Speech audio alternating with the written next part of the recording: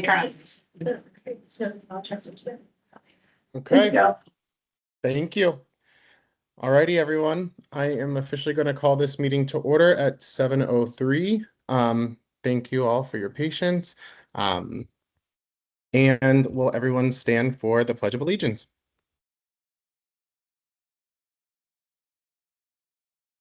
I pledge allegiance to the flag of the United States of America. Which stands one nation under God, indivisible, with liberty and justice for all. I say it out loud. That's my job. Miss Board Recording Secretary, would you please take roll? Ms. Chaparro. Here. Mr. Kennard. Here. Mr. Gahed. Here. Ms. Jacobs Rohan. Yes, here. Ms. Metzger. Here. Mr. Paris. Present. Ms. Schutz. Here. Ms. Siri. Here. Okay. Mr. Smales. Oh my gosh, my face is I'm down. here. I'm here. Look, It's right okay. there. Right No, I there. know, it's okay. It's just funny. Mr. Smales, right next to me. Are you? I'm sorry, my patience is strong. And here I was being good using the mic.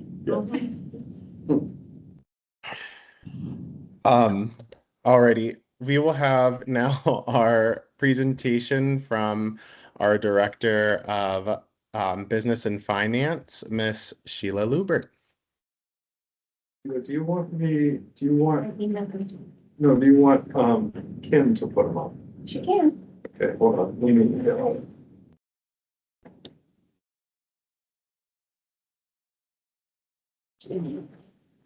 Kim, should I just send them to your email or Teams broadcast? He's broadcasting. Okay. This was not in board docs, right?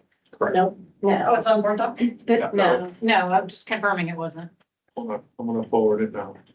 I didn't see it. That way, you know. I didn't miss it. I had some information for one last slide that I wanted to add.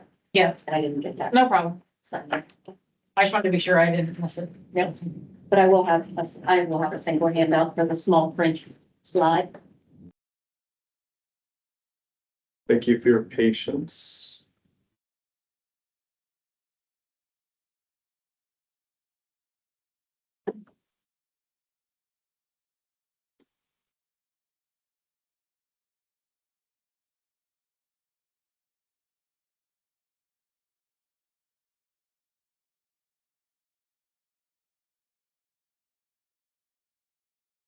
Okay. Coming to Teams broadcast now, And me too. both of you. AG. Teams broadcast.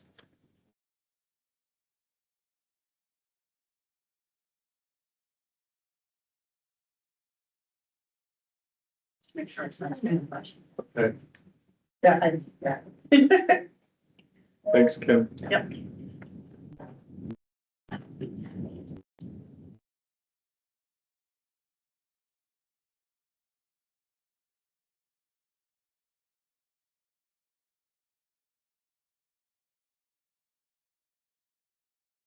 And we still don't have any power here. No, No, power from you. Neil has power. Nope.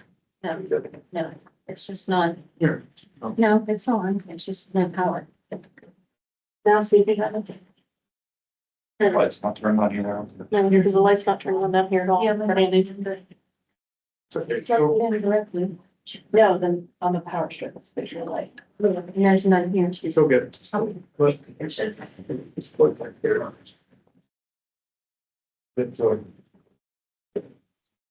That's why Kim is here, it'll be okay. Okay.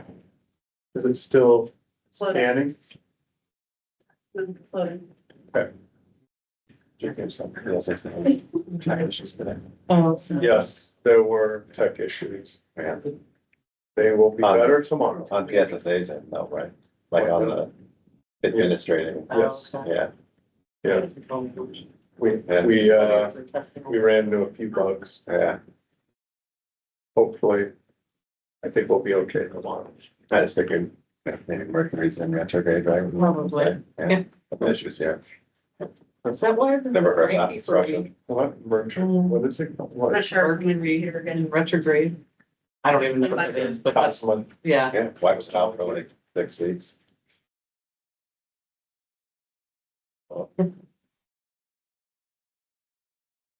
Okay.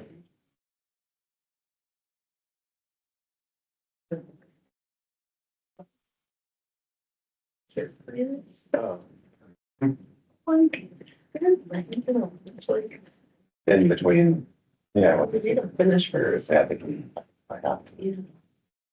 I went to the same thing, something extra.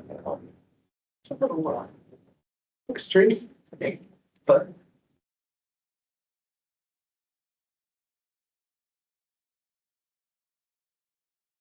should we just jump in while you're, Yep, 30 seconds out. what are you getting? So it's up. Oh, there it is. Yeah. Cool. Thank you, Kim. We make it the, Is it emails? or Screen. is it just? no, it's not. Sometimes it is, that's why. You're all, You can email. Yeah, You want I'll- to email it to him? while she's going over, I'll email it to you as well. Yeah. Oh, that's fine. Okay. Great.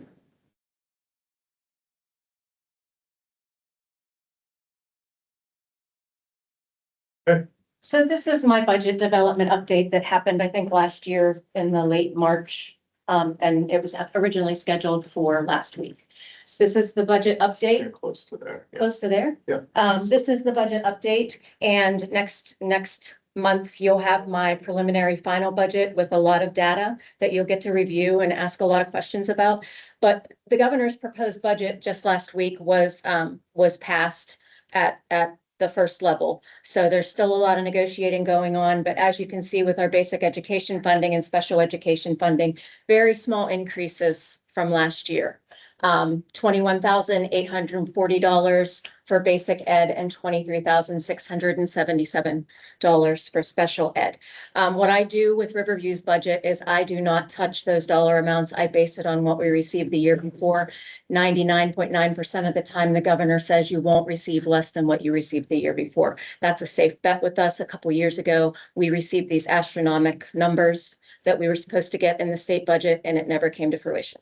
So I don't ever want to put us in a hole to where we are, assuming that we're receiving a large increase and we don't receive it. Next slide, please. The PA operating budget had some appropriations, as you can see from this slide, some increases for school safety, early intervention. There were different things proposed. There was a new revenue for cannabis and skill games, as there was last year, but that was wiped off the table in negotiations. So we still don't know if that's going to come to fruition or not. If that doesn't, then obviously some deductions will have to be taken in other parts of the budget. Next slide, please.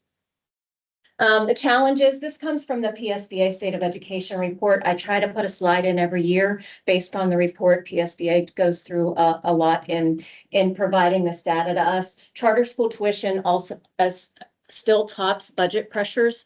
We're pretty lucky. We don't have a large amount of charter school kids, but we still have several. There's been a little bit of help in the PDE 363. It's reduced our rates slightly, ever so slightly. They have it broken out now with brick and mortar and cyber charter costs, as well as regular ed and special ed. Next slide, please.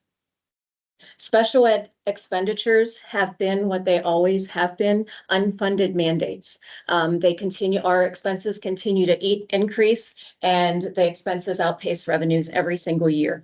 I have a slide that I did for a previous school district that I want to do for ours, saying what the percentages is of outpacing revenues to expenditures.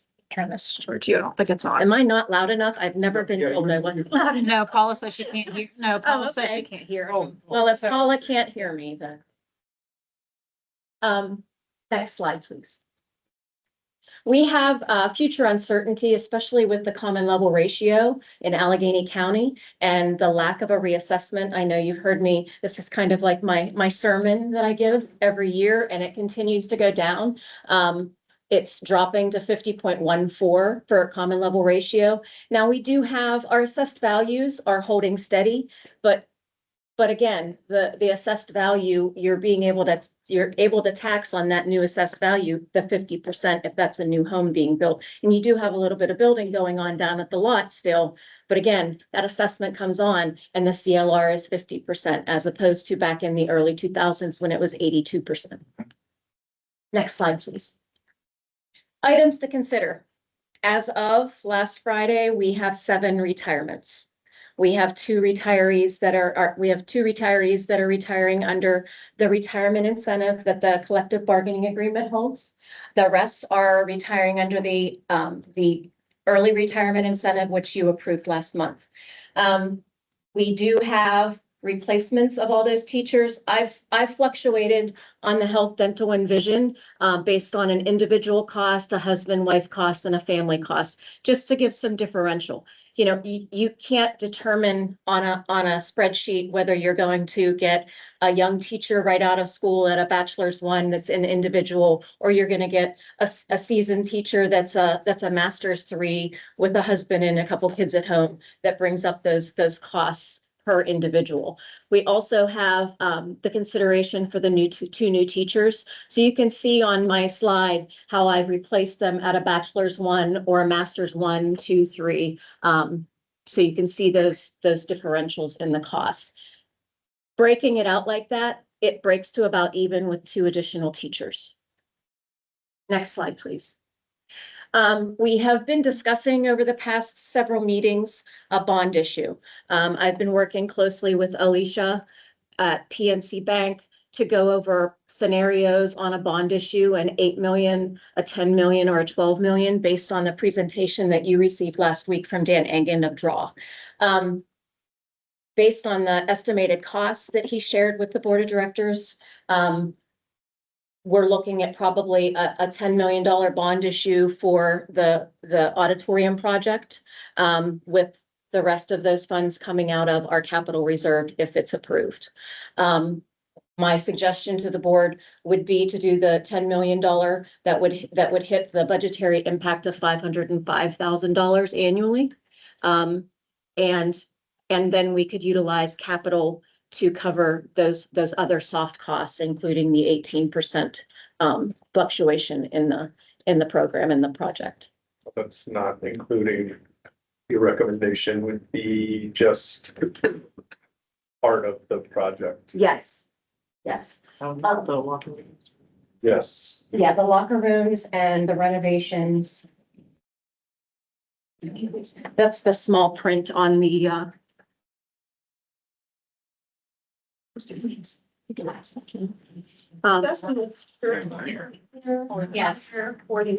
Yes, so that would, this was, I know. that's rich. Mr. Paris and Miss Siri, she has a 1-pager that's just slide. 13, Yeah, like the old person. Yeah. is it slide 12 or 13? It's, I think it's slide 9. Yeah, I have to do this as well. So this is also a consideration, the possible bond issue and the timeline, based on just the auditorium project. The entire project, as Mr. Engen discussed last week, would be about 16 Close. or so. Yeah. But the auditorium would be closer to the 12.8 in the high area of the estimates. So this would be the possible timeline if it would be board approved, whereas the some of the payments on that wouldn't be due until the summer of 27. You're saying that that's all this is allowing for. Yes, that's what this document is allowing for. If we started the process at the end of the year, and that would mean that completion of the project would be between May and August of 29. But we will have tighter numbers in May. Yes, And the board, we can make a decision on whether or not to move to the next phase Yep. of the project, which would be engineers and soil. yes, and That's testing. all of those things that they discussed last week. And so I guess Sheila, with the capital reserves, if we wanted to do the full project, which would come in around 16 million, we would Mhm. need 14 million in bonds. which Yes. Seems like a lot. So as you see on the previous slide, that 10 million equates to about a $505,000 annual payment. Now, if we would get a bond issue, I would recommend 10 million or below to make it bank qualified. The difference between a bank qualified and over 10 million, which is a non-bank qualified, is the call allowability. Yep. It's a 5-year on a bank qualified. Non-bank qualified, we'd have to wait 8 years.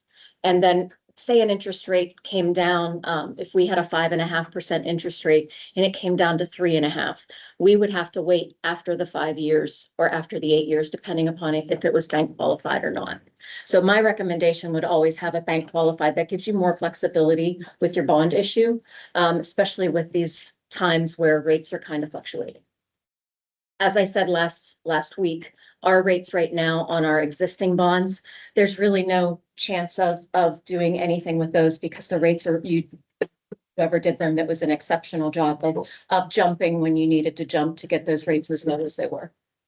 Is there anything remaining in our, like, old bond to put towards this project separate of? No, those, that GOB of 2020, I believe that account was cleaned out shortly after I arrived here on the last bit of capital that we had left. It was a very small bank account and I ended up closing it out within 6 months of my being here. I want to say that was closed in late 2023 or early 24. But we would put those accounts with Pliget. They have an arbitrage product that we put all of our bond issues in. So if this bond issue was to move forward, that money would go into a very healthy interest-bearing bank account to where we could use those funds to pay, soft costs in the beginning. Next slide, please. Sorry, next slide, please. Millage rates and values. This is the spreadsheet that I share every year showing our value of a mill with our neighbor's value of a mill. I encourage you to not just look at the millage rate. A lot of people look at millage rate and they think that a mill is worth the same in every district. That simply isn't the case. If we had 4.1 million for every mill, I wouldn't be standing up here. We'd be, jumping for joy. We wouldn't have to raise taxes for years if that was the case. Next slide, please. This is the Act 1 index, which is 3.5% for the 26-27 school year. 3.5% of our current millage is 0.8925 of a mill. As I showed on the previous slide, $808 million is the value of a mill. So 0.8925 equates to $721,894.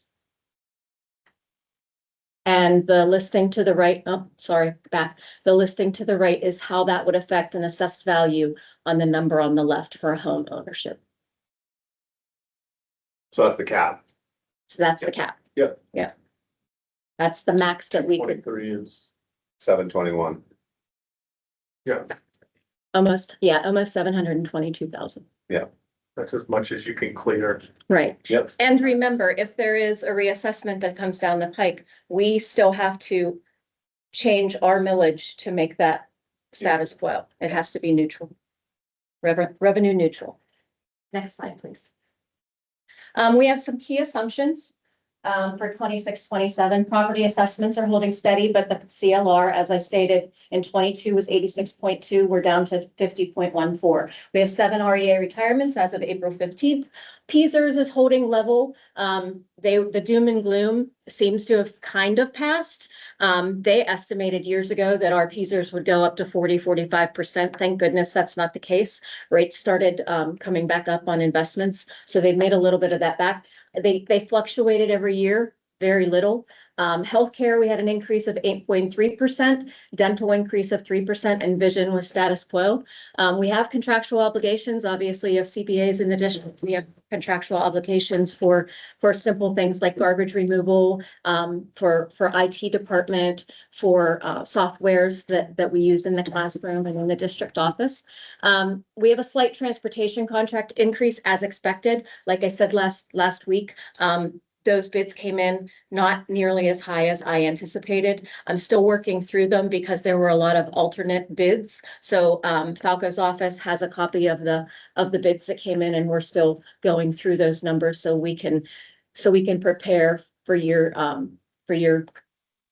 in May, so you can take a look at those and we can make an educated decision on where we want to move forward. Utilities and fuel costs, I don't know about you, but my gas and electric has gone up significantly. That doesn't change with us. We are part of the consortium, which is great because we get really a lot better rates than most people. But we also have larger buildings to heat and to cool and to take care of.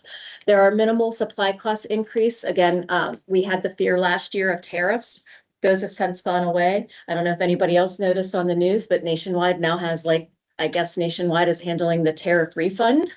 I don't know how to get those, but hey, if anybody figures it out, maybe we can get some money back on our electronics, Mrs. Getz. So we have minimal supply cost increase, but again, things aren't going down, they're going up. Next slide. Our budget timeline, I'll bring to you next month the proposed final budget. We'll continue to refine budget data and strategies.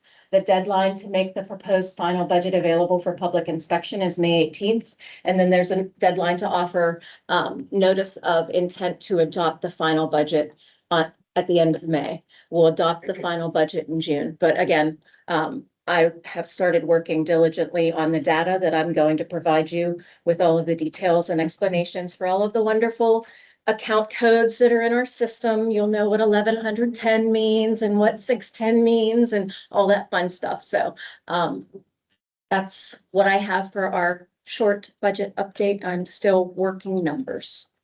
Does anyone have any questions for me? I do. No. It's just it's a high level question about presentation last week for the proposed sort of 3 tiers to the building, right? The upgrades. How hard have we squeezed on each of those? So if you've said, look, we can only do 12.8 million, which is, I think, phase 1 and phase 2, and not doing the locker room. No, that's just the auditorium. Got it. So maybe said differently, if the auditorium work, so that essentially the new extension, right? It's a new extension, it'd still be the underneath the auditorium, so the choir room, the chorus room, and the new main entrance. Yeah. Yeah. Can we do it for cheaper? Essentially is what I'm asking. Like if it, That main project. yeah, I mean, what was sent out was a range of 10 to 12 and change, something like that. I mean, there's a chance it could go down. Yeah. As they get into the next phase, it could be, the numbers will get tighter. Yeah, And it'll come to a final number, which we will then bid out. And even at the bid process, depending on the general, all the different contractors that are bidding that project, they could come under, they could go. So there's I was talking to Dan Angan today, there's definitely some unknowns when it comes to that are sort of unavoidable until we kind of pin it down. Generally speaking, however, I think it would be my recommendation and Sheila's to not go forward with all 3, because I would prefer that we handle, the big part of the renovation or whatever we're putting forth. I would prefer that it happen in this tax year only. I don't want to put the board in a position where we don't know what the costs and the things are gonna be, the demands are gonna be for next year. So we don't wanna commit to like sort of multiple years. I think we commit to what we can afford this year. We believe preliminary costs we can get it done in this tax year with some of those increases. We don't know for sure. Sheila has to still bring the numbers forward. But we believe, you know, you said that cap number, we believe we can kind of do the big main project, which solves the most problems for us in this tax year. I don't want to commit to like future tax. I mean, we could have there could be a tsunami and things could go up and, you know, we just don't know in the future. And I think we could just save money the way we did for the cafeteria for the other two parts of the project and do them in the future. I think the most pressing part of the project is the auditorium and the space. Just wondering if you put out a bid for all three, would you get efficiencies from a contractor to do all the work? Yeah, We're costing these discreetly, but putting these out there and asking them to do all three, Yeah, I would it mean, come in lower? I don't know. you could have Dan do like alternate bids Yeah. and sort of like get costs so that you could really. I guess that would probably be a good idea, whether you want to go forward with those projects anyhow. It'll at least teach us or show the board and us like how much this year those things would cost if bidded out. And you as a board can decide, you know, we're going to bid one, which is our main project, or you can make decisions at that time. Well, So, last week when he was explaining that to us, he did say like, if you go back and do part 2 and 3 in a year or two, it's probably gonna cost more and you're gonna be paying for things again that you just paid for a year ago.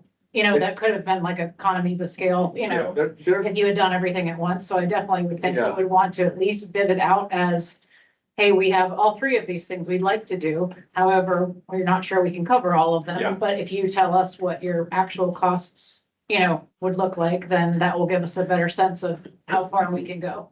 I think. Literally how Yeah. we did the cafeteria. Yeah. Yeah, it's like we need it in pieces in order to make a decision, because I also would hate to like he said last week, go through all of the trouble to like have everything, you know, kind of disrupted and then be like, oh, but we didn't do these 4 things.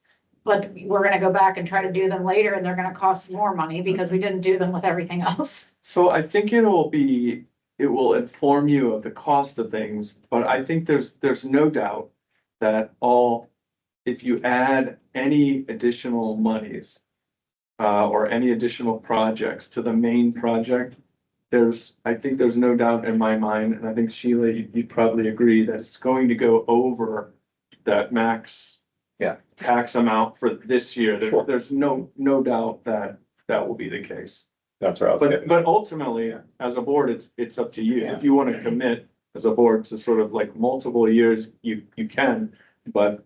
Oh, yeah, we just be a second year, because I mean, I guess, Sheila, what's the thought about, could we float a second smaller bond in like 18 months after the project starts to see us through? And Like that's additional exactly what I 4 million. talked to Alicia about, because we were talking about we were talking about an $8 or $10 million. Sure. And then seeing where we sat 15 months into the project and then do a smaller. And then after 5 years, if we need to refinance, potentially we pay down enough on both in principle that we could refi into one Right. Yeah, bond that's, we could take A and B and. And we think in future years, I mean, you know, we don't know for sure. I know we had a discussion earlier this year about possible retirements and things like that, but there will inevitably be more retirements. I don't know exactly when they will be or when people will decide to do it, but we believe there'll be some more next year and possibly the year after. So like sort of, you know, staff costs will certainly, you know, go down at some point at an unknown time. I don't want to like put myself out there to tell you exactly when that will be, but, and yeah, possibly interest rates could go down where you could refinance and save money in that regard as well. I mean, the biggest. But I needle mover also. Oh, go. Agency at 20% is $3.5 million plus. All worried about it, yeah. So I mean, the retirements would certainly be helpful, but we're talking 7 figure. I questioned him it's about like- that today. I'm like, that seems a little high. And he said, oh, that's very average. This one, yours, I think for Kareem, in case you want. Oh, Yeah.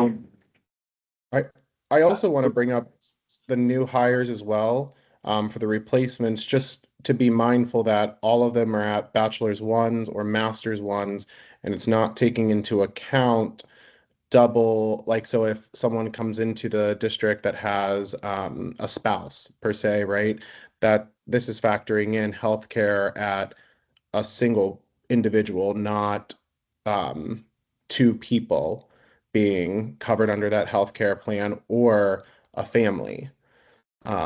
So we're really hoping, right, that we're getting people fresh out of college for two positions, one being the music department, and then two being the computer science, which we know is hard to fill currently.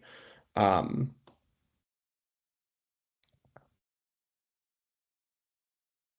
Yeah, I think what Sheila tried to do is give you a best estimate, sort of like a cost differential.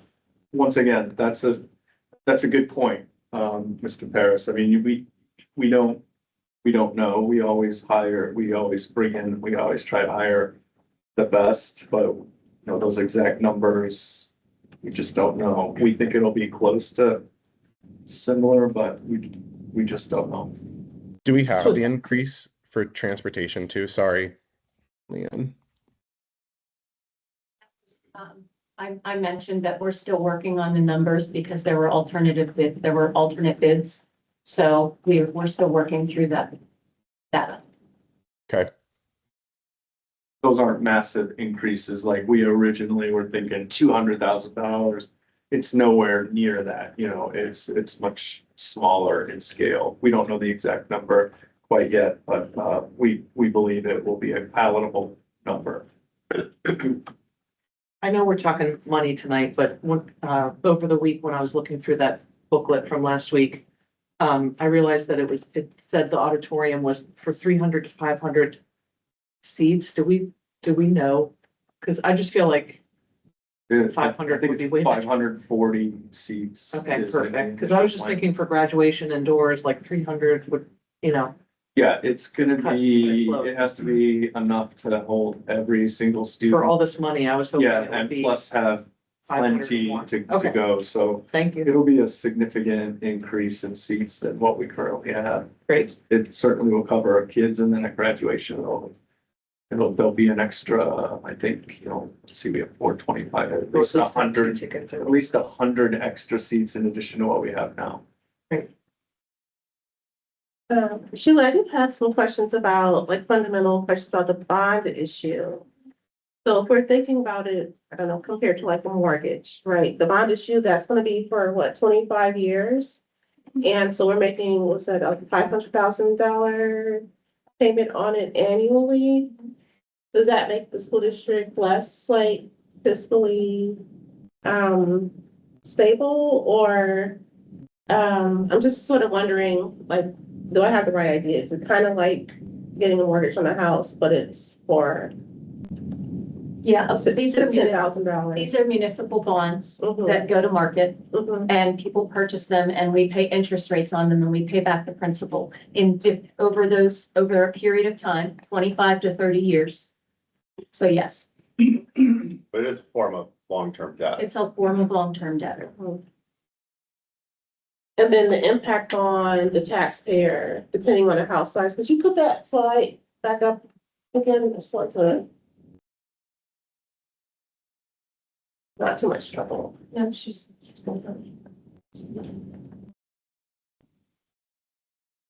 Will this slide deck be posted anywhere? Yes. For accessibility purposes, the budget timeline, that shouldn't be white text on the photo, because it's hard to read. Just say, So I think you're showing us like, I think $100,000 house was 50 additional dollars. If it was raised to the millage of a half a mil, there's an increase in millage column. Mhm. And then it shows the current millage, a half a mil, and then 0.8925. that's which one? Keep going. It's slide number 11. 11. That one? Okay. So like to the taxpayer, so the half a mil will be an increase of $50 per year. On a house and a home On 100. assessed value On a of $100,000. $100,000. And then the 0.89 increase Mhm. will be about $89. So I'm asking, like, which of those numbers will cover the bond, The full, The full increase, the full increase? Okay. 223 Mhm, down the bottom, I see. on a 250. All right, just wanted to make sure I understood like some of these. Thank you. But that again all covers the bond if our increase in teachers, our replacement for our teachers does not go above what they're currently at, correct? No, I think there's still gonna be plenty of, I believe, I don't wanna say for sure. Sheila's still gotta work her magic on the budget, so I don't wanna like, you know, but we believe that there should be enough wiggle room in our preliminary estimates that we will be okay with the teachers and even have contingency in case like kindergarten numbers rise and we have to, we have to get, even a third teacher.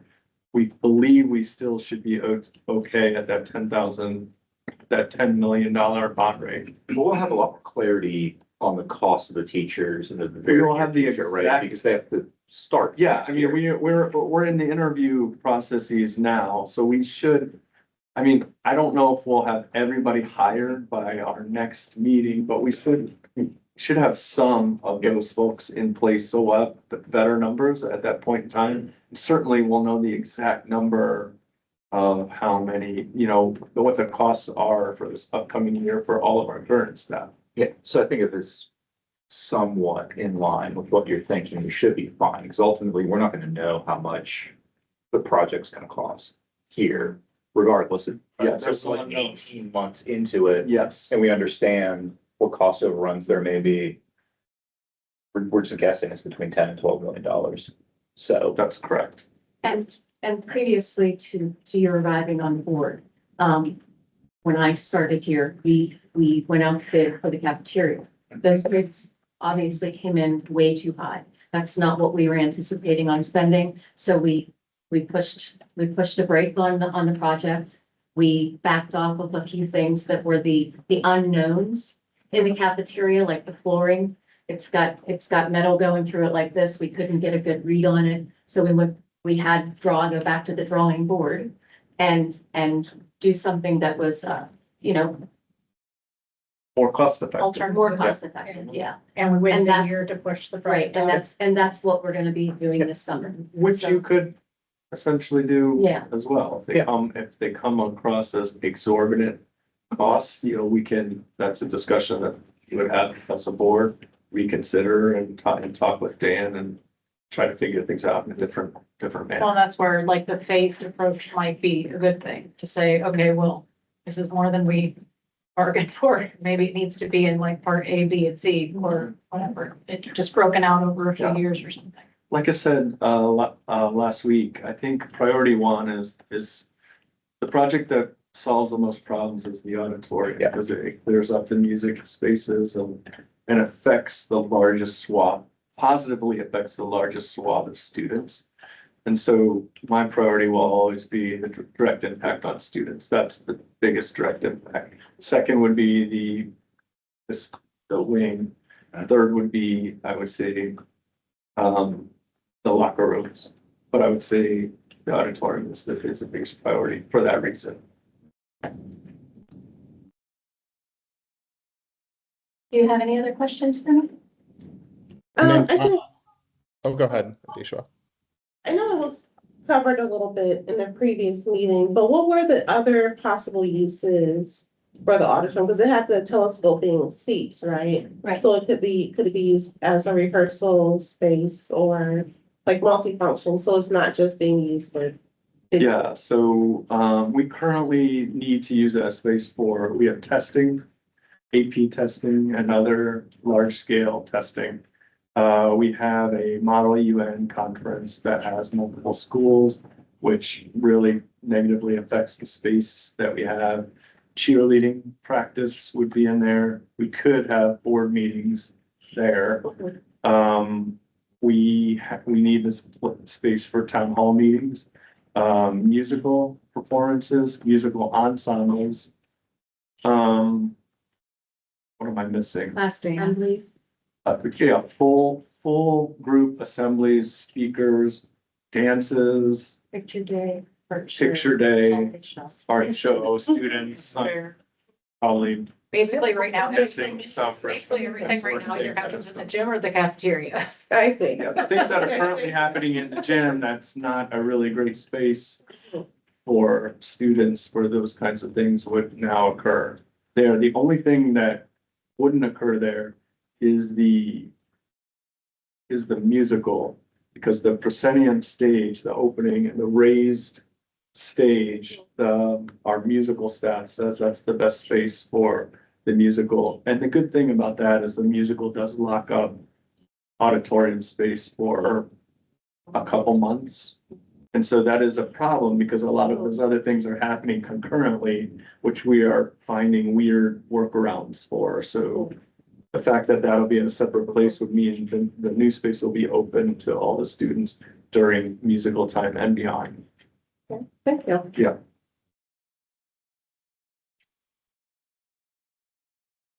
One other thing that I just wanted to put on the board's radar too, we'll discuss this a little bit differently this evening, but also like the lights project and the Riverside Community Park contract that's coming up.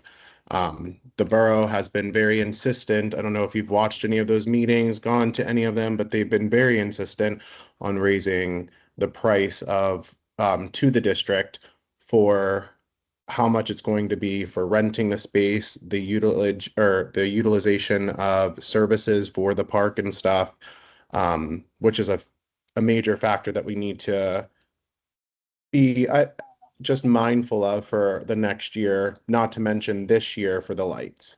While we're quoted for a particular amount, right, we've seen in the amount of change orders that we've done, at least since I've been on the board, how much increase in those change orders that we've gotten. Even our last change order was an increase of $4,000, and that was just in 1 month. So our costs aren't decreasing, if it makes sense. So Costs never decrease. I wish that would be, I wish they did.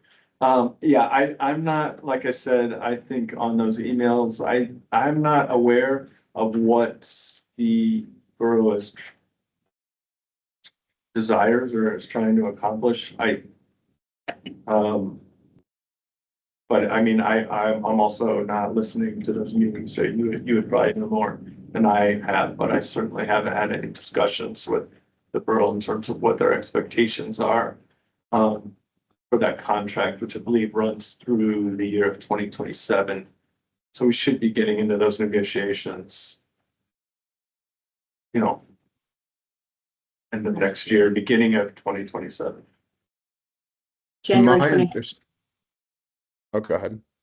To my understanding that they were already happening. And I think the increase in costs were more for the ideas of, you know, that it was a 50-year contract, right? So the idea of where we were paying 50 years ago is definitely not the same as it is now. And so I think that they're trying to make it reasonable for our costs to increase without, like, you know, bankrupting us, but also keeping in mind that they have taken on a lot of costs as a borough for said costs. So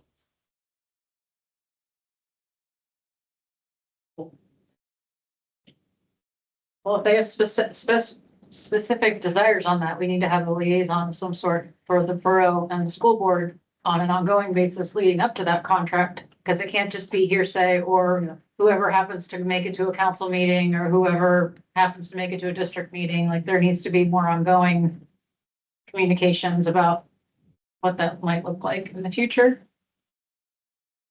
You said Yeah. agreement is January 27. Yeah. Yeah, it was a 50-year contract for when the school district entered and took to occupy the building. So 8 months. It's Yeah, not really that. Yeah, we'll probably go into negotiations here. Late summer. Because until we're in negotiations, that's all just speculative. Yeah. So. I'm happy to have council members come to our next meeting to provide more information.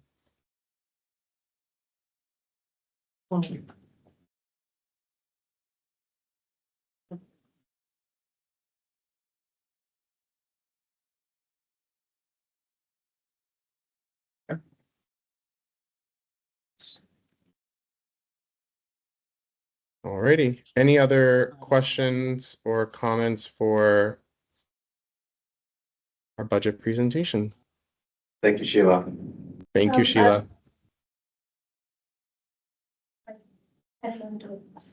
That's okay. Just wait till the hearing. Two snapper in the bottom of the chair when you speak out of turn. Sure. Okay, so then I'm gonna move into consideration and action upon our second item for this evening. It will be approval of past meeting minutes. Do I have a motion to approve, one, the study session meeting minutes for March 2nd, 2026, and two, the regular voting meeting minutes from March 9th, 2026? Siri, I'll make that motion. Metzger, second. Thank you. Any discussion? Okay, seeing none, all those in favor of voting on items 1 and 2 under 2A, please signify by saying aye. Aye. Aye. All those opposed? And all those who abstain? Okay, the ayes have it. Moving on to consideration of an action upon item number 2B, Treasurer's Report. Do I have a motion for approval of the Treasurer's Report as presented and listed below? Any motions? Schutz, I'll make that motion. Thank you, Ms. Siri, Schutz. second. Thank you, Ms. Siri. Any discussion?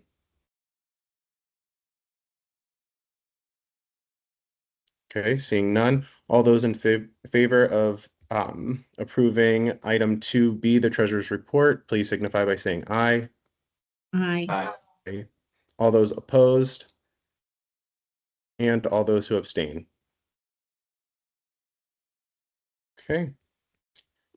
I will make my remarks short and sweet. One, I thank you, Madam Vice President, for filling in for me last week. I truly appreciate it. Two, I also want to give a heartfelt and sincere apology to the Orbrich family. I can only imagine the struggle that has been.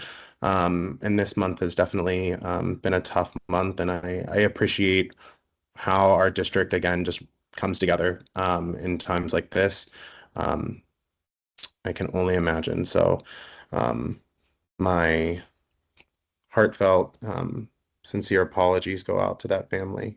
I also thank everyone for being here. I know that it's a long month, and I know that we are going through a lot this month and next month. So it's kind of like one of those times of the year that we just ask everyone to hang in there and do as much as you can, but also take the time that you need, because this time of the year comes pretty quickly and pretty fast, and it runs us over a little. Other than that, I will move straight into our first public comments. At this time, if any community member wishes to be heard, they can come up and speak on any agenda topic only. And if you would like to, I'd ask that you please sign in, come up to the microphone, state your name and address, and keep your comments to 3 minutes or less.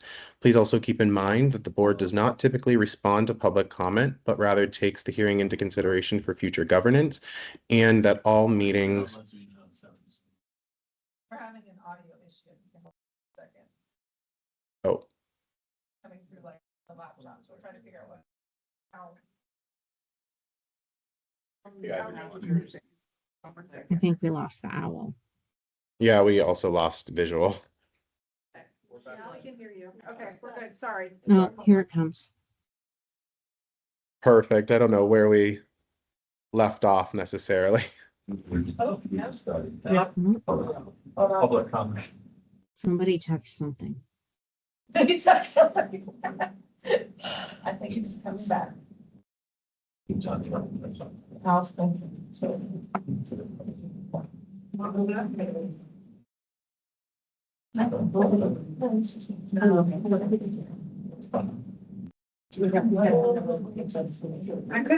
It's fine, as long as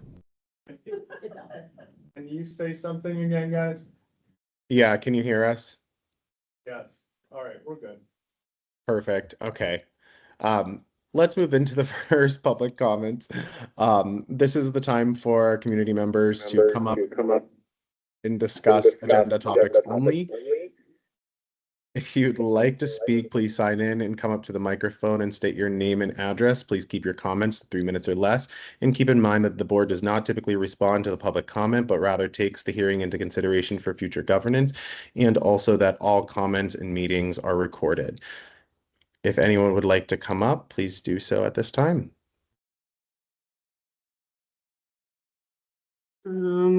This. Okay. It looks like it's working.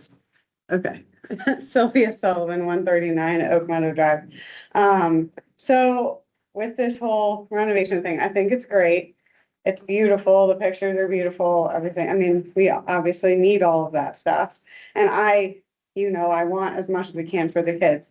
And I think you guys can move forward with like soil samples and some of it to see where you're going with it, but I just think maybe you need to do your due diligence of finding some ways to offset the cost of it more. Like, could you hire a grant writer and for a year or two and see if you could get some big grants to come in, or a lobbyist to like see if you can lobby the government for some money? Because we have a small school district.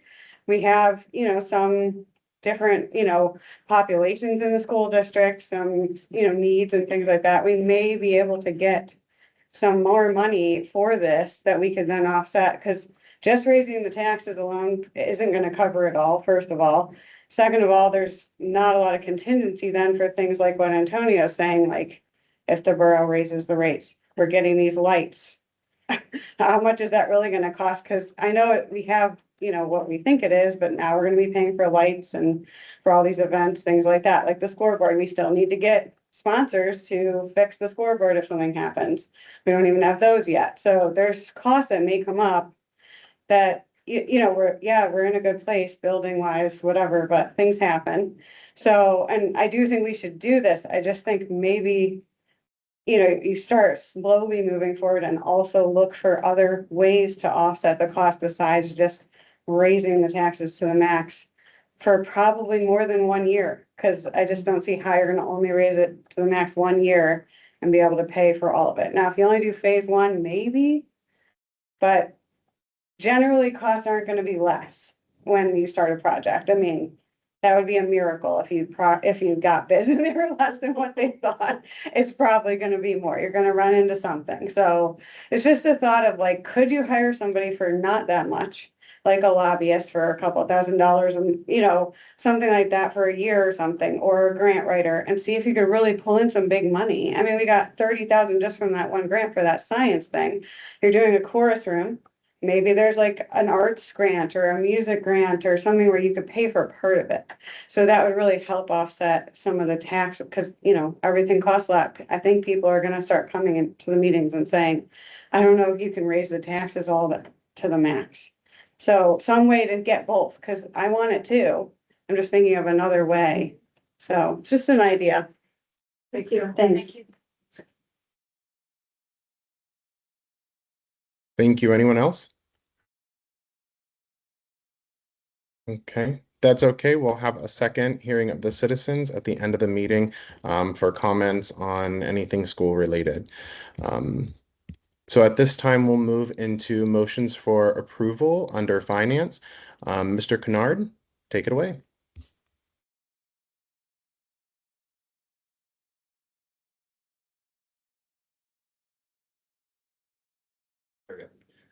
So, 5A, motion to approve the following contract agreements subject to final review and approval of the solicitor. The Allegheny Intermediate Unit Administration recommends that the board approve a 3-year contract extension with Direct Energy Business NRG for power supply coordination services, PSC services, and electrical supply beginning January 2027. Contract will establish pricing for fixed adders, capacity transmission, consistent with our current agreement. Wholesale electricity purchases will be subsequently made and combined with the fixed adder to determine the final price. The contract extension was approved by the Western Pennsylvania Electric Consortium Committee.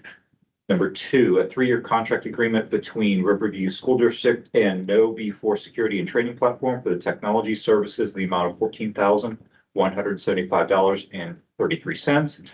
And number 3, an agreement between Riverview School District and Western Pennsylvania School for the Deaf for the extended school year for student X, July 6, 2026 through July 23rd, 2026.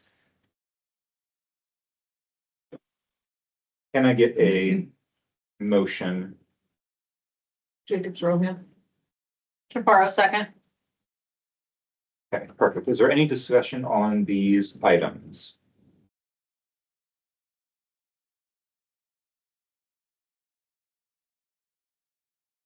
Okay. With that, we can move to vote. All those in favor, say aye. Aye. Aye. All those opposed? And any abstentions? Okay, 5A passes. 5B, the motion to approve the following capital purchases. Number 1, the capital project change order from K&K Mechanical Services in the amount of $3,486.02. Can I get another motion? Paris, so moved. Should second. Any discussion on the change order? Perfect. We'll move to a vote. All those in favor say aye. Aye. Aye. All those opposed? And any abstentions?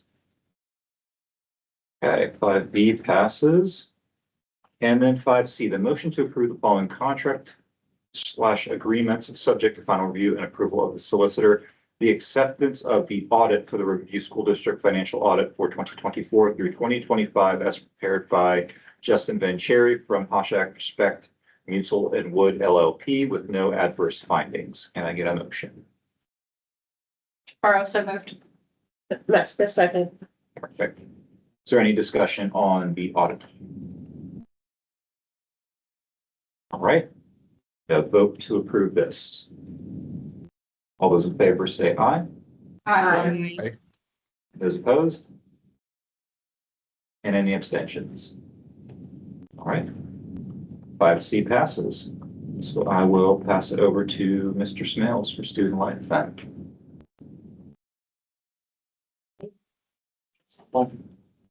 Is it? Oh, yeah, it's right. All right, so the only thing we have is 6A, number 1, a Riverview Cross Country Summer Training Camp Retreat from June 6th and 10th, 2026 at Pine Springs Camp and Conference Center in Jennerstown, PA, at no cost to the district. There's a attachment there. We have so obviously boys and girls cross country. It's their annual sleepover camp. All expenses are covered. All the guests have their clearances. The only thing they need to from the school district is a certificate of insurance. Okay, so any discussion on that? Call for a, Sorry, move the motion. Paris, so Siri, so moved. moved. Oh, Paris, second. Any discussion? Who covers the cost? It is Coaches. The Ostrowskis, yes. And thank you to the Ostrowskis. They always either find a way to cover this and or finance it through fundraising and stuff. And I know that our students always look forward to this. So Right. thank you to them again.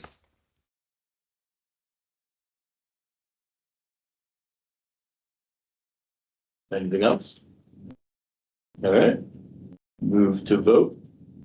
All those in favor, say aye. Aye. Aye. All those against or opposed?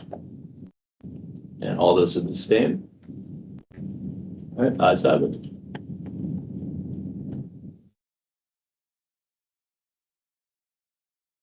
Alrighty. Seeing as there is nothing under education for approval at this time, we will move into board governance. Under 8A, I will ask for a motion to approve board governance items as presented. 1, the 2026 PSBA Conference Delegate Assembly and appointment to attend at a cost of registration and lodging to the district. A Class 3 category allows us to have 2 delegates. I would ask for those delegates to name themselves after I call for the motion in the second, and or appoint one or nominate someone else. Is there a motion at this time? Chaparro, so moved. Thank you, Ms. Chaparro. Metzger, second. Thank you, Ms. Metzger.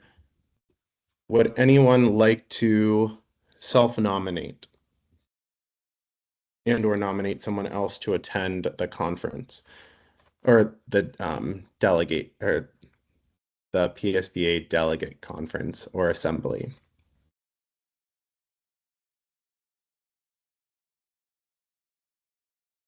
Remember, we should have at least one to vote, but our district gets 2 votes.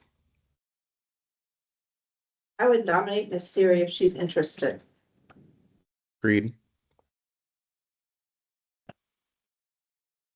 Would anyone else like to attend? Mr. Paris, are you already attending as a area delegate? Or I don't remember what the exact name of that position is. I will not be automatically attending the delegate assembly, just the PSBA conference. Okay. Then I would nominate you. I will go if no other board member would like to go, or I will accept it as a placeholder if a board member should change their mind before our final registration date of, I believe, June or July 26th. Is that okay with everyone else? Unless someone else wants to go now.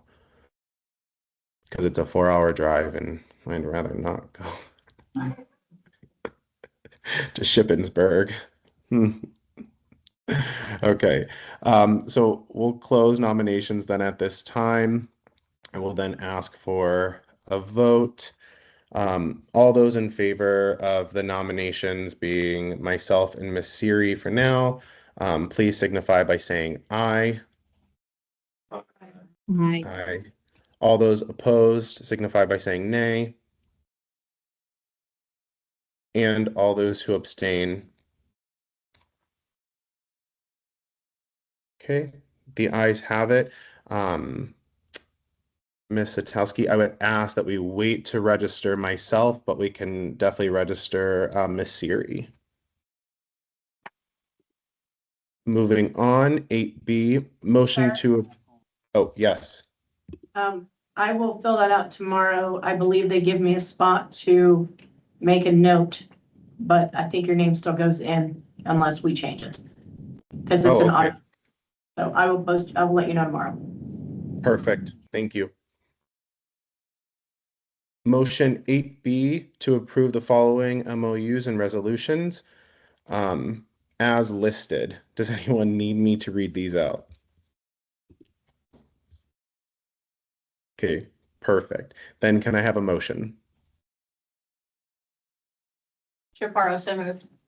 Schutz, second. Thank you, Ms. Chaparro, and thank you, Mr. Schutz.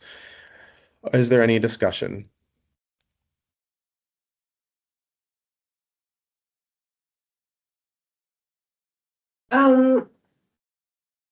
So I'm just making sure I'm on the same the correct item. This is for the para. There was a third item. Is this also including the funding resolution? Yes. Yes. The Okay. two MOUs we discussed last week, and then the funding resolution, which is just a statement from our board. All right. I did want to say, like, the funding resolution is, we are requesting an increase in state funding. And I thought that would be important for the public to know. Thank you. Yes, thank you, Ms. Metzger. That was from the Pennsylvania School Board Association. They sent out a communication, I believe, last week or the week before that, requesting that school districts such as our own vote to approve this resolution so that it can be sent to our local officials.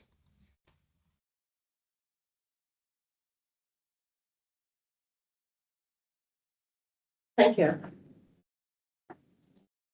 Thank you. And also thank you to Dr. English and the rest of the administration for the MOUs, one for the full-time paraprofessionals, and then two for the amendment to our RESPA contract as it relates to our retirement. Great work. Any Thank other you. discussion? You're certainly welcome, Dr. English. Okay, seeing none, all those in favor of items 8B, please signify by saying aye. Aye. Aye. All those opposed signify by saying nay. And all those who abstain. Okay, the ayes have it. Moving on to 8C, motion to approve the following items 1 and 2 as listed. Before I ask for the second part, can I have a motion, please? Faro, so moved. Siri, you. second. Thank you, Ms. Siri. Does anyone need any of them specified and or pulled out?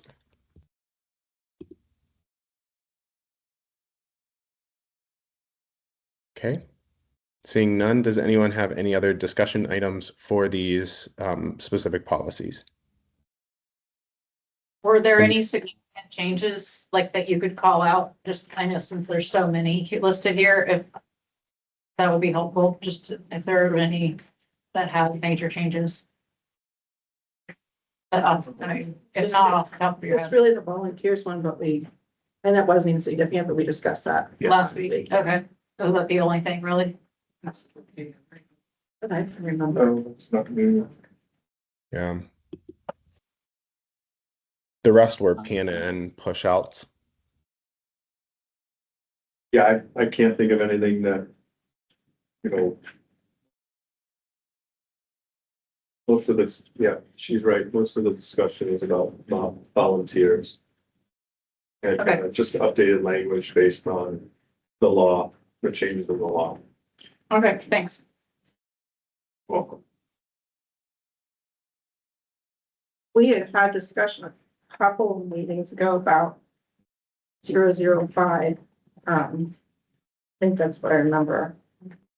And making an internal resolution language. I don't think I hadn't heard from anyone specific to that. If there was anyone who wanted to discuss it any further. Neither had I. I know that there were also talks of adding something into 001, but no one attended our last policy meeting to make any of those suggestions or edits, so. What's it? I don't know if we're talking about the same thing, but wasn't it 002? Like, wasn't it just essentially around procedure? Yeah. That not policy, but procedure, and I've done my homework because I took my new director training over the past 7 days. So it jogged my memory around this, and I do have some language, by the way, I don't know what the right form is to send it across, but that essentially encapsulated what we talked about around how this board acts, right? To make it simple and to codify that via procedural language, and then wherever it goes in, it goes in. I'm happy to share it but Yeah, that's what I remember. I don't know if that's what we're talking about. Mr. Scotty, is there any guidance around where that language, Yeah, or how it should be? you're correct. That is under policy 002, and it would be separate board procedures, not policies. Since then, our office did have to create very similar procedures for another one of our school clients, so I can share that as well. And maybe we can mesh them to. Yeah, Right. helpful. Should I just email that to the board? I thought the discussion had been that it would go through the policy committee. Yes. Okay. Right. So, Right. Kareem, if you'll send it to myself, Aaron, Falco, and Neil, and then we'll put it on the agenda for our next policy meeting. And then any other board member is encouraged to join if they would like. I think the only issue I have about that is I don't think we have a policy committee meeting until September. Let me double check that. It's September. And that's the next time we have a meeting. Oh, okay. Is there another way to work that? You could discuss it at the next study session if you want. Yeah. If you send it to me and what your revisions are, I can put them in and I can put it on the, I can work with Dr. English and Ms. Zatowski to put it on the agenda. I think that's what Super. yeah, I'd like to see on the next study session. Yeah. Thank you. Done. Thank you for your thoughts during Yeah. that. Problem.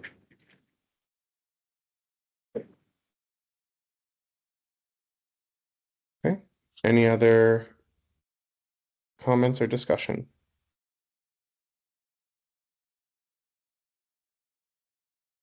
Okay, seeing none, all those in favor of 8C as listed signify by saying aye. Aye. Aye. And all those opposed signify by saying nay. And all those who abstain. Perfect, ayes have it. Last but not least, motions for approval. Personnel matters, 9A, I will ask for a motion for approval of personnel items as listed. 1, in ESY, teachers and paraprofessionals as attached for the extended school year effective July 1st, 2026 to July 30th, 2026. Assignment dates vary. Number 2, summer targeted Edgenuity teachers and professionals for the extended school year effective July 1st, 2026 through July 30th, 2026. 3, accept the resignation of employee number 8478, Mr. Al Turfs, custodian due to retirement effective April 17th, 2026. Sorry. Number 4, change of status for Robert Buck. I don't want to butcher the last name. Leninger, thank you. From full-time custodian to full-time head custodian, congratulations, replacing retiree Al Turfs effective April 18th, 2026 with a 30-day working demonstration period at the compensation rate according to the RSD RESPA CBA pending clearance certification and health requirements. Number 5, individuals with Precision HR Solutions, Inc. for the 2025-2026 school year pending any certification requirements. A, Evelyn Barnes, teacher, Michael Fajudo, teacher, and Lawrence York, teacher. Number 6, Article 6, Section B, childbearing and child rearing leave for employee number 8467 beginning on or around August 28th, 2026 with the return date of January 15th, 2027 per the REA CBA agreement. Do I have a motion at this time? Schutz, I'll make that motion. Chaparro, second. Thank you. Are there any questions or discussion? Okay, seeing none, all those in favor of items listed for motions for approval under 9A, please signify by saying aye. Aye. Aye. All those who oppose, please signify by saying nay. And all those who abstain. Okay, ayes have it. Items listed for approval under 9B. 1, accept the resignation of the varsity boys basketball coach, Dre Corbin, effective April 8th, 2026. Do I have a motion at this time? Schutz, so moved. Jacobs, Rohan, second. Thank you. Any discussion? Just, that we'll miss, Coach Dre and, sad that he only was with us for a couple seasons. But hopefully we can get someone new in the door quickly. Yeah. And thank you for your service to our school district. Alrighty, there is no further discussion.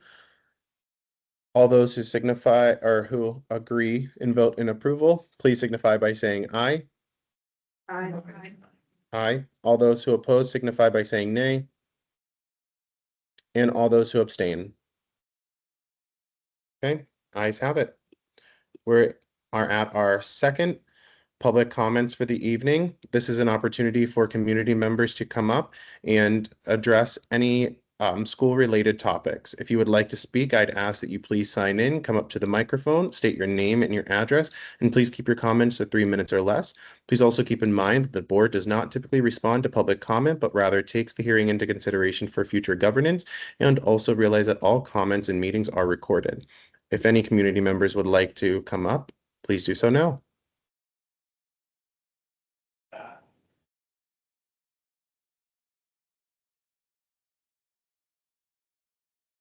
Is this on? Okay, Is there great. a- Yeah. Hi, Les Leisure, 307 Canterbury Court. I'll start this, it may sound a little strange, but there was a big burly man named Norman Skorzoff, who was a 4-star general. He said something that stuck to me. He said, never trust a man who doesn't cry. I'm not gonna cry tonight. I've done enough of that. But I'm referring to the 4 students who were killed and burned beyond recognition. I don't know how that administration and staff kept those students focused on their education the past few weeks. I don't know. But I do know what every one of those parents feel like, and I know what they're going through. So it brings me to this. I hope we're adequately funding programs like SAD and other related programs. I think it's absolutely necessary that this is a wake-up call in a sense. That struck home for me personally. I'm not going to go there about that.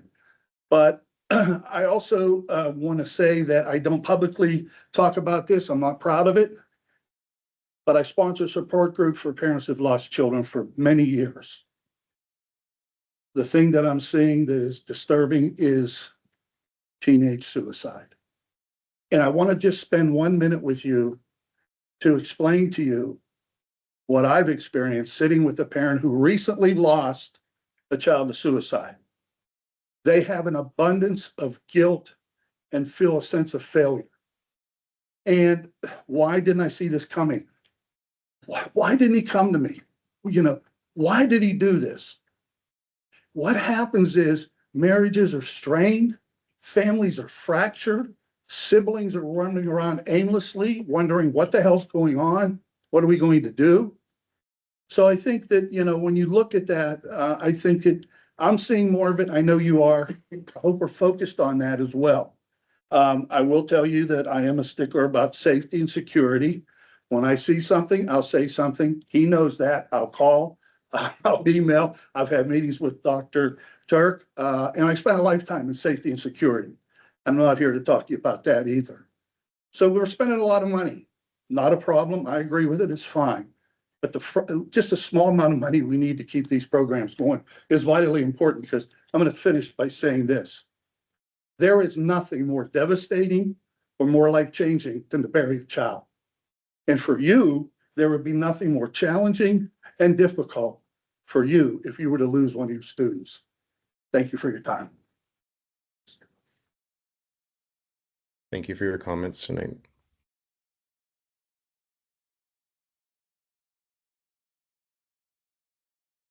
Is there anyone else?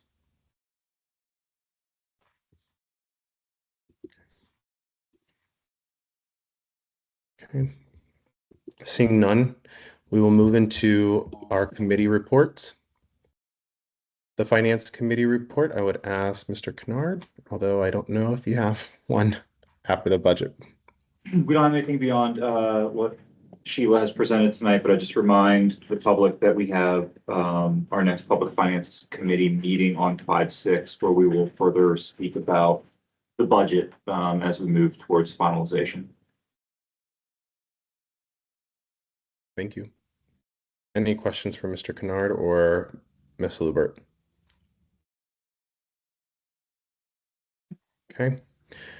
Education Committee, Mrs. Metzger. All right, yes, we do have some education updates. Some of it is a little bit of a recap from when we talked in our last when we did our last education update. So history came to life. Students enjoyed visiting the Pittsburgh CLO, watching Young Washington. It was a great way to connect to local history, to enjoy Washington's early leadership. Students are finishing their final iReady reading and math diagnostic. This week, it helps teachers to see exactly how much progress your child has made since the fall. PSSA readiness, we're using iReady data to predict how students will perform in the upcoming PSSAs. This allows teachers to provide extra support in specific areas where students might need a boost. And kindergarten screening for incoming students are officially underway. We're excited to meet our newest learners. Moving on to the senior high school. We're focusing on testing, scheduling, and career prep. So the 4th 9 weeks are officially here, and high school is shifting its gears towards the end of the year. The master schedule is nearly finished, and counselors will start meeting students soon to review their classes for next year. Starting with our rising seniors. Graduation readiness, our seniors have completed their mock interviews as state-required college and career standards. They're officially one step closer to that graduation stage. Testing season. Also, iReady testing for 7th and 8th graders have finished, and teachers are meeting with students last week to discuss their scores. PSSA dates are here. And there's also we have different dates for different subjects. So like we have April 1st, math, through April 28th, and then science on April 30th. Wellness and culture, don't forget the wellness fair that we just had April 17th. We also look forward to the junior high community and belonging assembly at the very end of the month. Behind the scenes, the school's preparing to move the new student information system, Power Schools, to make data management smoother for next year. And that's our education report. Thanks. Thank you, Mrs. Metzger. Any questions?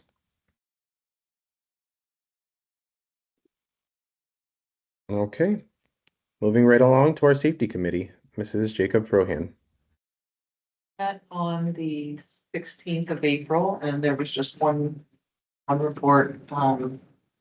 And there was really nothing new that we discussed, and we'll meet again the 3rd Thursday of May. That'll be our last meeting for the school year. Thank you. Any questions or concerns for our safety committee? Okay. Seeing none, we will move to our student life committee report. Mr. Smales? We had a meeting a few weeks ago, and essentially the student life report's a recap of what was said in that meeting. I don't think I necessarily need to read it verbatim. Although anytime there are student names in there, I do like to include those. Earlier in the fall, Werner participated in like a fire prevention poster contest. And then those students, I guess their entries were furthered into like the next level of poster contest tournaments, but it went to the next, exactly, right, the semifinal bracket. And we did have 2 5th graders who got honorable mentions by the Western Pennsylvania Firemen's Association. They were Jackson Duncan and Peter Murphy, both at Vernon. So that was pretty cool. If it were my kid, I want my kid's name. Other than that, everything else was already covered in the meeting.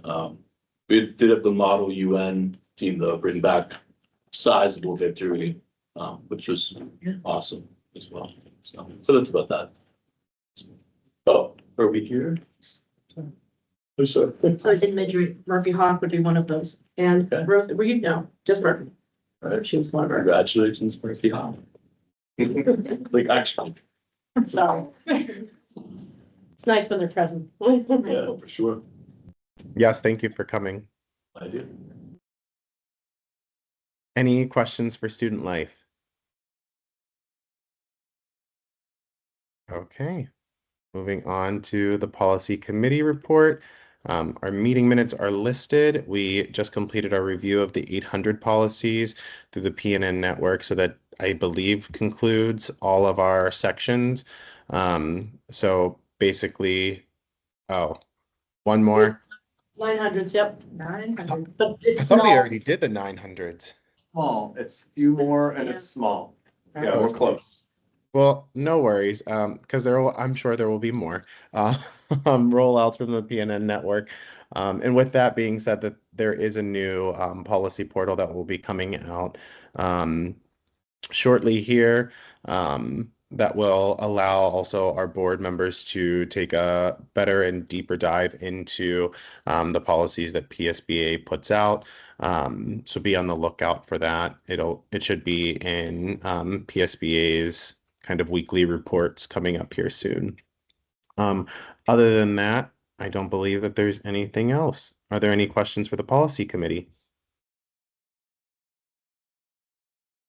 And also, as briefly mentioned, we'll have our next meeting date on September 9th, 2026.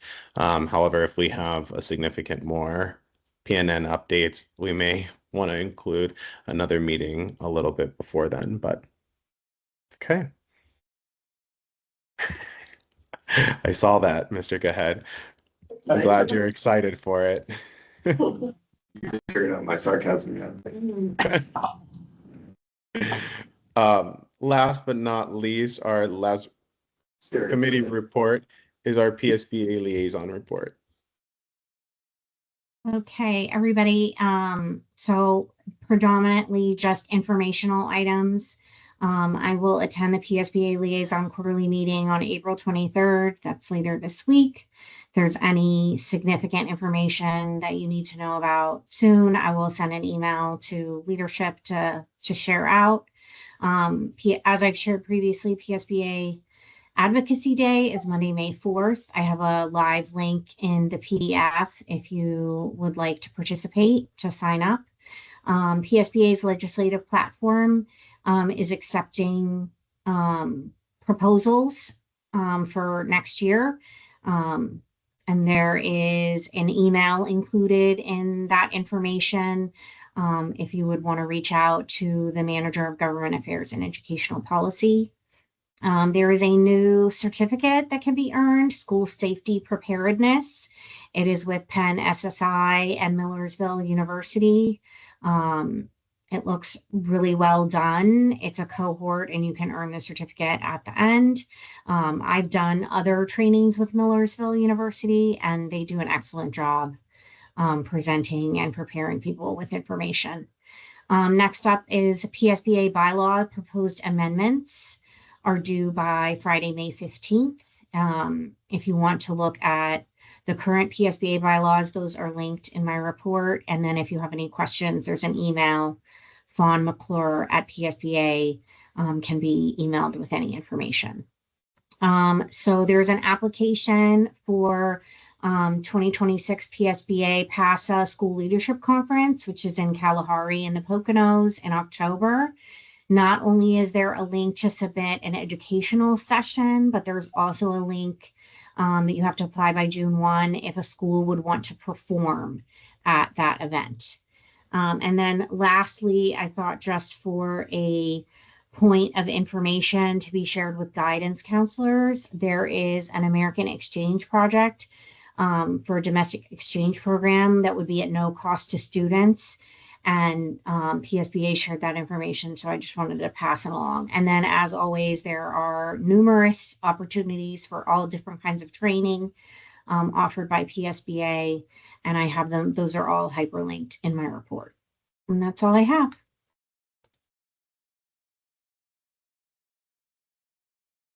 Are there any questions for our PSBA liaison delegate? Okay. Moving right on into our delegate reports. Ms. Chaparro with our communications and marketing delegate report. Great. Thank you to Dr. Turk for the following update. We've created numerous articles and posts leading up to or recapping various events around the district, including athletic events, classroom activities, field trips, and student accomplishments. Some examples are the already mentioned Mauna UN trip to Rome and accolades and awards. The Mystery Lovers Bookshop, which was held at 10th Street Elementary, and promotion for the Special Persons Dance that was at Verner Elementary. Other events and activities highlighting the third wave of senior interviews, the elementary band, chorus, and orchestra, bowling get together, and various student highlights for ice skating, hockey, girls basketball, and music. And we also launched the new athletic X or Twitter page. So feel free to check that out if you're on that platform. We also continued hosting the Did You Know series, which highlights usually more academic, kind of district-wide news. In this one, we mentioned how we've outperformed the state average at every grade level regarding our PSSA math results, specifically strong results in grade 3, 80%, and grade 7, 66%. Always updating the website with photos, superintendent bulletins, food services. As it's budget season, we'll be, I'm sure, posting information about that for the public. Social media, of course, always continuing to get updates from our Facebook and X, academic school curricular activities, as well as athletics around the district. Specifically, Read Across America Week, Junior High Globe Quest competition, the Addams Family Musical, and the Riverview baseball preview, and many financial guest speakers that were held at the high school. And back to kind of what I already mentioned, athletics has a new page for Twitter. So now we've got one for just district-wide things and then one for athletics only. So that officially started March 2nd. We wanted to wait to kind of pick that off with the spring season. Just preparing to host the new articles and things related to sports coming up. Some of the recent posts were around the new football coach, baseball, volleyball, and some other student acknowledgements. So always increasing on followers and content interactions. And so that's what we're always looking for. As you see in the report that I shared, in board docs, there's a bunch of photos and some graphics and things that have been shared that were part of some of these updates. So if there's ever anything that you feel like you can't find or something we might have missed or would like to see promoted more, please make sure to send it our way, and we'll definitely make sure to cover it. We've heard that Mr. Carter specifically made sure to have all the coaches know to send updates as seasons progress so that he can put that out on the new page on Twitter, since that's kind of the sports news outlet. I think that's everything. Thank you. Any questions for our communications and marketing delegate? Alrighty. Ms. Schutz with our Forbes Road delegate report. Thank you. There'll be a joint operating committee voting meeting this Thursday, April 23rd at 6 p.m. I am looking for someone else who may be able to attend in my absence, as I will be out of town. It is an important voting meeting because they're voting on their budget. So if anyone's interested or available, please let me know. I can give you all of the information, and Jennifer can get in contact with you. So does anyone have any initial interest? It's usually not a real long meeting, but it is pretty interesting. Sorry. It is not virtual, but it is only 20 minutes away. So Sorry, the date, it's this Thursday? it is this Thursday at 6 o'clock. It's right at the same, around the same time as Eastern area, so that doesn't help. So if anyone's availability should open up, let me know and I'll get in touch with them. If not, I'll ask them, what they like to do. In really cool news, 2 of our Riverview students were recognized as part of the monthly Difference Makers program at Forbes Road.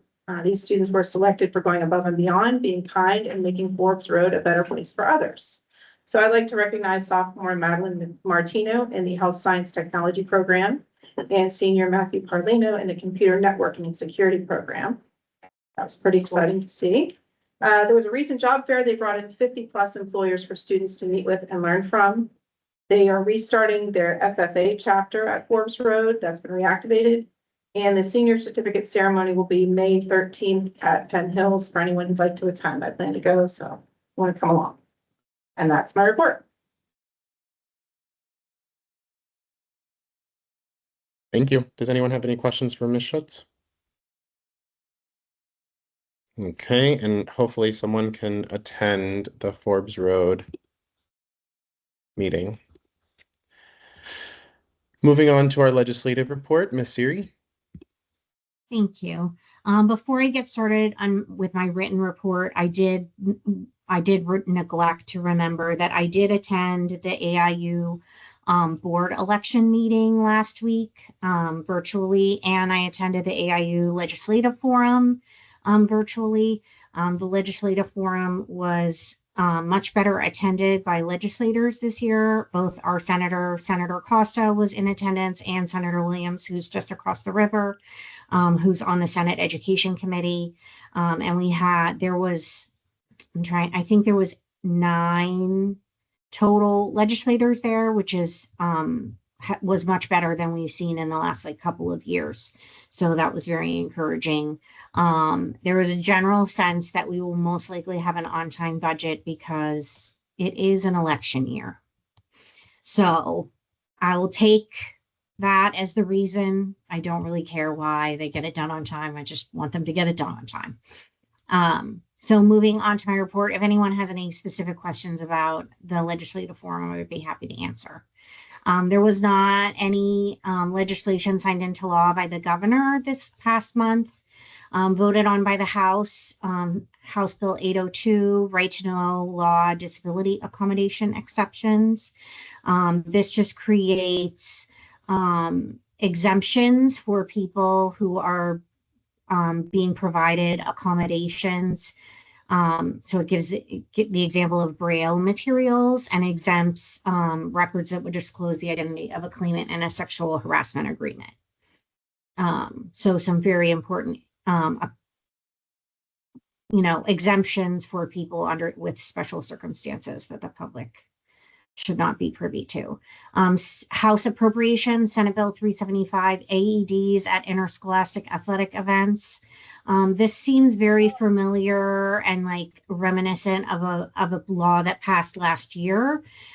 So I think it's just about incorporating those AED materials and their availability into some kind of emergency action plan. Or existing emergency plans that wasn't a part of the law last year. That's the only difference that I could see. The House Environmental and Natural Resources Protection Committee passed out of committee House Bill 289, radon testing in schools. So it would require radon testing in every school building within 1 year after passage of the bill and within 1 year of new construction. Thereafter, every 5 years or after major renovations. So again, and then the results have to be shared publicly and submitted to the county health department. So no funding attached to pay for that radon testing. House Education Committee had several things come out of committee. House Bill 830, parent notification of bullying, would require schools notify parents or legal guardians when their child is found after investigation to be the victim or perpetrator of bullying. House Bill 1752, Keystone Exam Alternative Feasibility Study.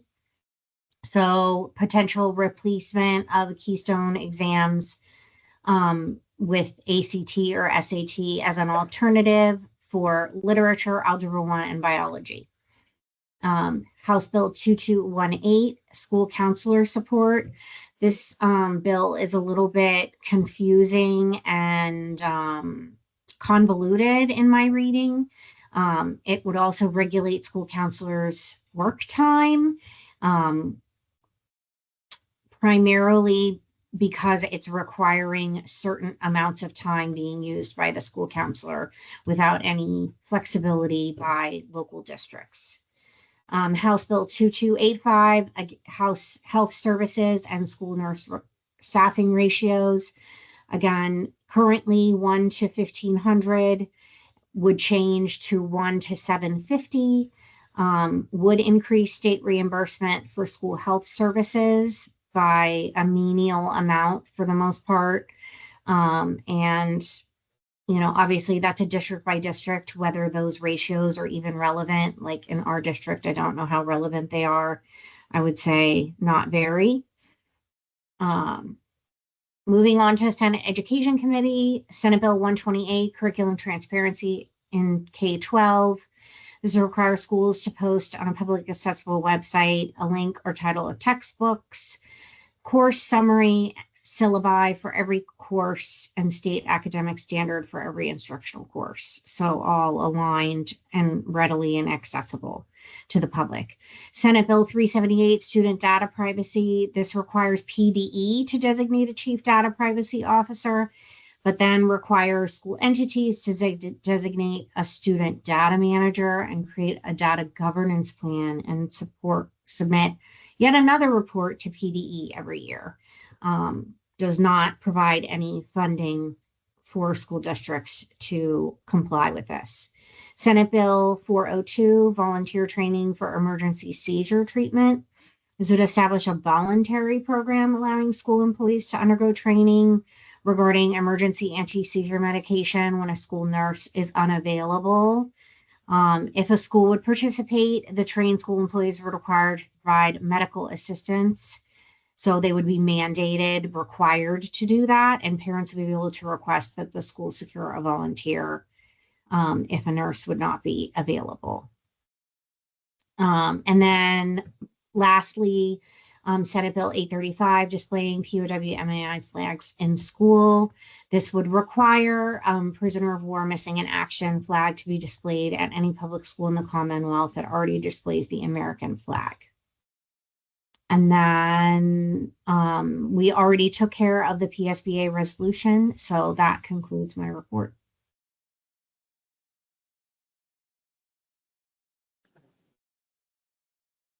I have one Any quick questions? question. Go ahead. Student data privacy, would this be something you think that would help with the recent breaches with Naviance and iReady? No, it basically would mean that we would be required to report that, even though we have no control over the platform. The districts weren't even notified about it in the first place. So Right. How could we notify? Right. So it doesn't require vendors to notify us or PDE. It requires us to notify PDE. So if we, to your point, we don't know about a breach on a third party vendor. Like if we're not notified, we then can't report to PDE. Yeah. Like, so they need to go to the source. Correct. I mean, the only reason Yeah, we know absolutely. because of the class action emails that everybody got. Right. Absolutely. Yeah, it's not really solving the problem other than like if we had a breach as a school division, as a school district, then of course we would notify people. But we don't have control or regulatory authority over like vendors that we use.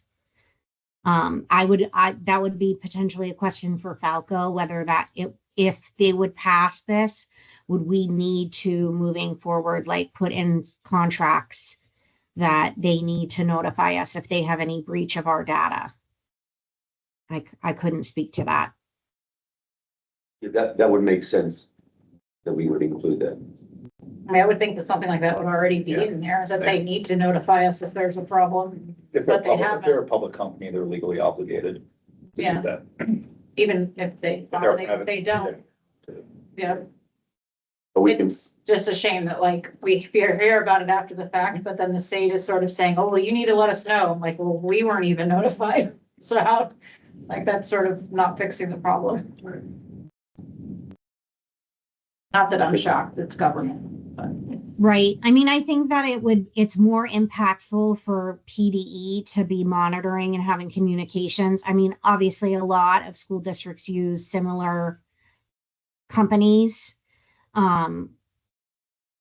It's not like PDE is unaware of like who districts contract with. It just makes more sense to have that oversight at the state level rather than district by district. The lines of communication should be more open, in my view, at the very least. Thank you. Any other questions for our legislative delegate? Okay. Last but not least, Mr. Gahead with our Eastern Area Delegate Report.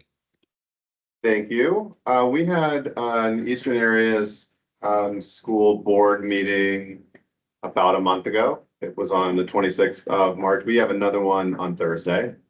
So we're sort of looking backwards a little bit, but I did send an infographic for March, which was kind of fun. So the school celebrated March Madness.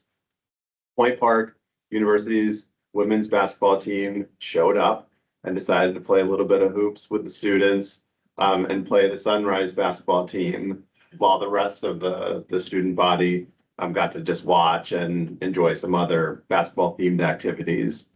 On the flip side, there were a couple of days of code that was kicked off to sort of focus on computer science and STEM. So in the newsletter, you see a lot of fun interaction that the students and the faculty, and for that matter, Point Park basketball team was involved in.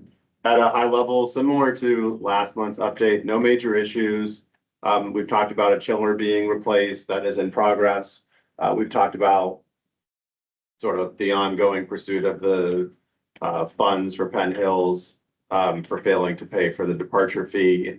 That is in motion. No date set yet for the hearing, but in motion. So hopefully we'll get an update on that in a couple of days. Upcoming, we've got election of officers to the board, and similar to our district, we've got 26, 27 budgets on the horizon.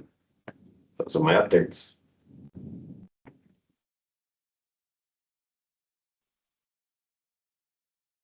Any question for our EAS delegate? Okay. Thank you, thank you. Now it's last but not least, actually. Our solicitor's report from Mr. Musconti. I guess throughout the month, we advised the administration on different student and personnel matters, including the 2 MOUs that the board approved this evening. And that's all I have. Alrighty. Any questions for our solicitor? Alrighty. Any board comments this evening?